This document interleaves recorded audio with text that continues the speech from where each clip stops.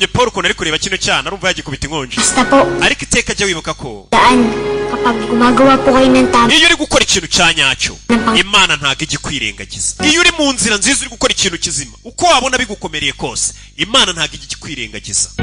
Dore ukuntu cya Paul kimuri iki cyana nzagikubita inkonji. Wagira ngo cyaroze mu cyecuru niko bose bavuga kuko uyu mwana asenga cyane nyine abantu bameze nk'abanyamumva bavuga ngo wagira ngo bari abarokore baramuroze. Kumva abarokore ntari birya. Uyu munsi ngiye kwasonera filime y'Amerika yasohotse mu 2015 yitwa The Sand. Murakaza neza kuri Warusco Fact. Dutangira batwereka abasore n'inkumi bari kwirira ubuzima ku mazi. Maze umusore umwe bita Micha asaba groupe yose kuba amatelefone yabo kugira ngo atajye bafotora akazapostinga kuri internet. Muri ako kanya bahita batwereka n'abandi basore babiri bazana uruntu bakuye ku mazi rumeze nk'igi ry'igikoko batazi. Ku munsi ukurikira batwereka buri couple ukwayo, Micha ari kumwe na Kelly, Chanda hamwe na Jonas, naho Vince ari kumwe na Ron.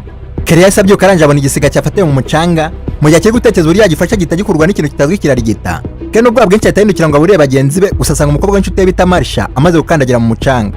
Marsha yahise atangira kuvuza induru asaba ubufasha abantu bose. Inshuti ze zimubajije icyo abayavuga ko ari gukurwa n'ikintu atazi. Vince agiye kumukiza abantu bose baramubuza gusa nyamwanga kumva birangiye agiye mu mucanga. Vince agikandagira mu mucanga nawe yahise afatwa. Barangije batwereka Marsha atakigaragara mu mucanga wamumize. Vince nawe mu babare bwinshi atangira kuvuza induru asaba ubufasha batwereka n'umusaya we wose umuvaho aho kanya nawo mucanga uhita umumera. Groupe yahise itangira gupanga uburyo yava kuri uyu mucanga. Bashatse amatelefone yabo ngo asaba ubufasha bibuka ko Micha yashyize muri buti y'imodoka. Jonas nawe atangije imodoka battery yayiranga kubera ko baraye bacanye amatara y'imodoka ijoro ryose. Groupe yabonye ko igiye gura ku mucanga nta butabazi maze batangira kwiheba. Aho kanya nyamuni nawe yarasinze arakanguka. Yisanze mu kigunguru cy'imyanda atangira gutuka inshuti ze zamushyizemo gusa agiye kuvamo amubwira story yose yo mucanga. Baramubeshya ko bahamagaje ubutabazi uri hafi kuza kubafata. Kelly na Micha bahise bafatana barangije basubira mu nzu. Jonas ari mu modoka asigara bareba n'agahari kenshi. Cyane amubwira ko agomba kwibagiza Kelly nimba ashaka ko bakomezanya. Duhita tumenya ko Jonas na Kelly ari aba ex batandukanye vuba. Twihuse batwereka groupe iri kwibaza umudayimoni ateye umucanga. Barangije banavumbura ko bagenzi babo bose baraye hasi bariwe maze Kelly akwanya itabona rwa rugi rwasadutse. Groupe yahise imenya ko ikintu kiri kuba ryari inyamaswa yavukiye muri kiriya kigi. Kelly anavumbura ko nimba cyavutse nijoro kikiri icyana. Kelly atinze ahita mu zazana za sosi atangira kuzinaga mu mucanga agira ngo arebe ingano y'inyamaswa. Gilbert yarapinze abonye umucanga umirinyoni arangiye agira ubwoba. Ronnie nawe arangije abwira Kelly ko ari kwangiza sosiso kandi nta bindi biryo bafite. Nyuma kanya bagerageza Micha ajugunya sosiso ku rundi ruhande ku bw'amahirwe basangaho inyamaswa itahagera. Aho kanya groupe yahise itangira gupanga uburyo yagera ku rundi ruhande inyamaswa itabafashe. Maze Jonas afata surfboard biratangira kuzigenderaho. Habura gato ngo ajye ku rundi ruhande inyamaswa kura surfboard yarimo agenderaho bituma Jonas agwa afashe ku ntebe. Inyamaswa yahise iva mu butaka irangiye mutera uburozi mu nda. Jonas ageze ku ntebe atangira kumva ububabare budasanzwe. Kelly aramwihanganisha anamusaba ko yaboreza amazi ari mu gikapu. Jonas yafunguye igikapu agira ngo akuremo amazi maze umuneke uhitugwa. Nyuma kanya Jonas abonye umuneke udatebe ahita awufata. Asuzuma ikintu cyatumye udatebe asanga ari uko aguye mu ivu. Jonas yahise asimbukira mu ivu arangije avumbura ko inyamaswa itinya ivu n'umuriro. Gusa nyuma kanya bw'uburozi bwinjiye mu nda ye butangira kwishwanyagura. Jonas mu buribwe bwinshi afata amazi ajugunyira bagenzi be we ahita yiryamira ku ntebe.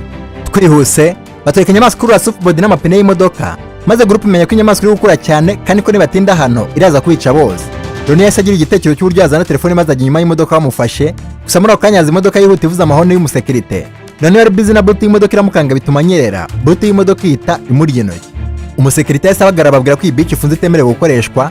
Maze groupe nayo imusaba kuguma mu modoka kuko umucanga uri kurya abantu. Umusekirite asohotse akandagiye mu mucanga utamuriye groupe ihita imenya ko arinzwe n'inkweto ze. Umugabo yahise atangira kubashinja gukoresha ibiyobyabwenge arangije ababwira ko agiye kubafunga bose. Asabye Micha na Kelly kumanuka babyanze babwira ko agiye gukoresha spray iryana mu maso. Agiye kwifata aribeshya ajugunya imfunguzo hasi agishyira ikiganza cye mu mucanga gihita gifata. Umusekirite yahise atangira gusaba ubufasha maze Kelly amugira inama yo gukoresha spray ye. Umugabo akikoresha ko birakunda igisimba gihita kimureka. Akuyemo ukuboko ko abonye ko abaye igiceta atangira kuvuza induru maze urusimba ruhita rwongera ruramukurura birangira rumwiye. Twihuse Micha abwiye bagenzi be ko afite plani. Arangije yambara silipasi abacanda isume kugira ngo yizengurutse ku birenge ubundi yiruke mpaka no ku modoka y'umusekirite. Chanda yahise anagira Micha isume gusa agiye kwifata burabana ahita agwa mu mucanga. Micha n'ubwo bwinshi atangira kurira igisimba kiri kumushwanyagura. Kelly nawe utari ufite icyo gukora kindi ahita yiga umutwe abwira Chanda ko bagiye kugendera ku biti mpaka no ku modoka. Kelly yahise asimbukira mu modoka arangije kwita Chanda amuza kumutwara umugabo. Chanda nk'umuntu washaka koroshya ibibazo aramureka birahita. Bombi barangije bafasha Ronnie kuvana intoki ze muri buti y'imodoka bahita banatangira kwambukira ku biti. Chanda yabanje kwambuka amahoro ageze kuri Jonas. Kelly nawe azamukurikiye. Hagezweho Ronnie ngo amuka kurwa n'igisimba cyari kiri guhumurwa n'amaraso y'urutoki rwe. Karagerageje kumurwana na spray biranga birangira Ronnie apfuye. Nyuma batwereka Chanda yambara ibyenda ku maguru arangije ariruka mpaka no ku modoka.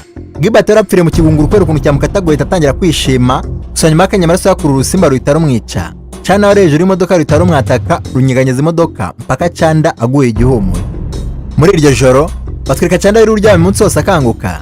aranjambura akato k'ubutabazi ariko Kelly na Jonas bambukiraho gusa batarinjira mu modoka. Kelly ahita yatakwa n'urusimba rumubuza kwinjira.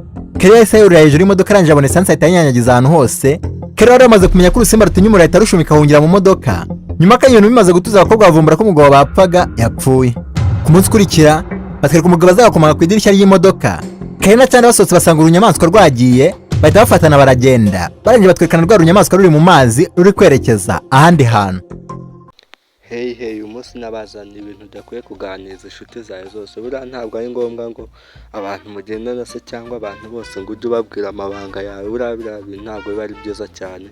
Uyu munsi nabazaniye ibintu ugomba kugira ibanga mu buzima bwawe, kuko iyo ubivuze biba bigoye kugira ngo ubigarure. Icyambere, ibibazo by'ubuzima bwawe si ngombwa ngo ubibabwire. Buriya igihe ubwiye abantu ibibazo by'ubuzima bwawe nyine ukamera nkaho wimenye inda nyine wabibabwira, ugasanga n'abatari babizi se n'abari babizi barabyicecekeye bose nyine batangiye kugushyira hanze. Icya kabiri, ibibazo by'umuryango wawe.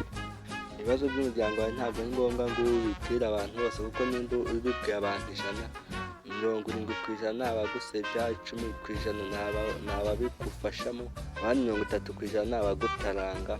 Icya gatatu, ntuzigere uganiriza abantu ibijyanye n'inzozi zawe ushaka gukata. Hari ababa bakubwira ati inzozi ufite bizacamo, abandi bakaguca intege. Buriya ntabwo ari ngombwa ngo abantu bose babwire inzozi zawe.